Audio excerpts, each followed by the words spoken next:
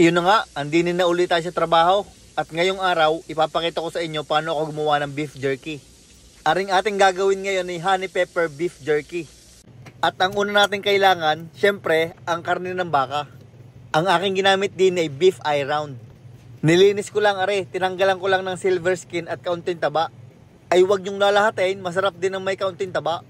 At pagkalinis ko, hinati ko lang sa tatlo. Bago ko sinimulang hiwain ng maninipis. Ang hiwa ko din ay 1/4 inch ang inipis. At hihiwain nyo with the grain para medyo makunat. Ay kung gusto nyo namang medyo malambot ang jerky, edi hiwain nyo ng against the grain. Pagkatapos nating hiwain ng maninipis, atin naman na rin bubugbugin. Atin na rin itetenderizer para pasok na pasok ang ating mga pampalasa. At yung medyo malalapad, hinihiwa ko sa gitna para magkakasinlaki. Sa paghihiwa pala pwede din kayong gumamit ng slicer para talagang pantay-pantay lahat.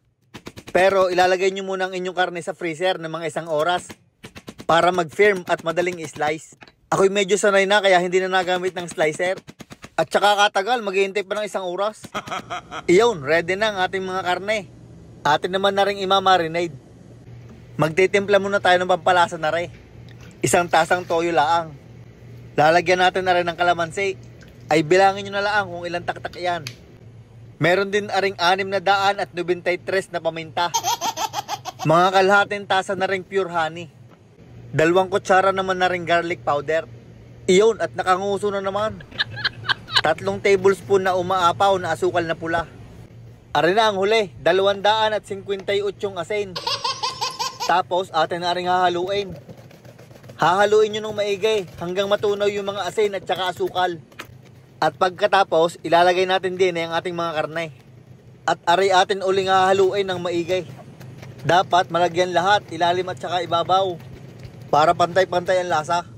Gayaan ang magiging itsura niyan. Para lang nagagawa ng tapa. Atin naman na rin lalagyan ng plastic wrap din sa ibabaw. At atin tatanggalan ng hangin para mas mamarinate ng ayos. Kung inyong i-vacuum seal ay mas maigay. Ay naubusan ako ng vac seal bag kaya garni na laang. Ilalagay naman natin sa ating walk-in fridge.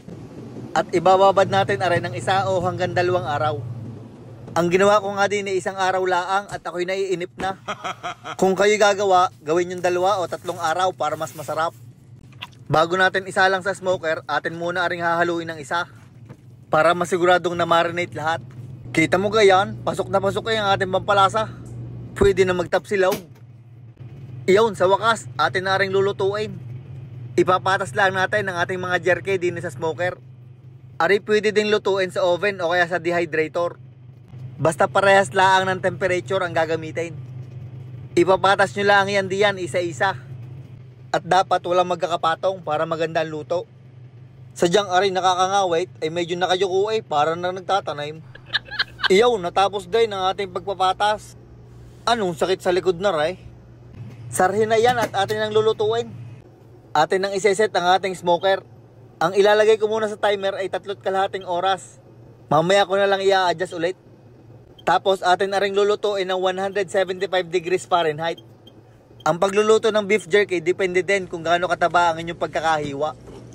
Pagkalipas ng 3 oras, akin na rin binuksan para i-check. Ay medyo maputla pa ang ibabaw kaya atin pa rin lulutuin. Akin lang binaliktad yung iba para maluto ang ibabaw.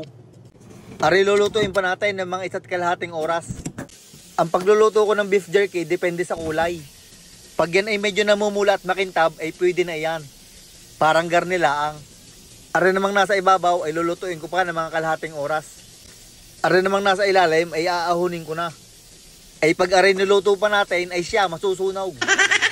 Atin lang ilalagay ari sa tray at ating ipapalamigain. Kasarap din kainin na pagka babagong ahon yung mainit-init pa. Minsan nga inuulam ko rin sa kanin. Tapos may itlog, ay tapsilog na sadya. Iyon, arin na ang ating honey pepper beef jerky. Papalamigin lang rin ng kaunti pa, tapos ipapackage na. Siyempre, bago rin balutin, atin muna rin titikman. Kukuha tayo ng malaki-laki para sulit. Ay, kita nyo gang kulay na yan, gaya ng masarap.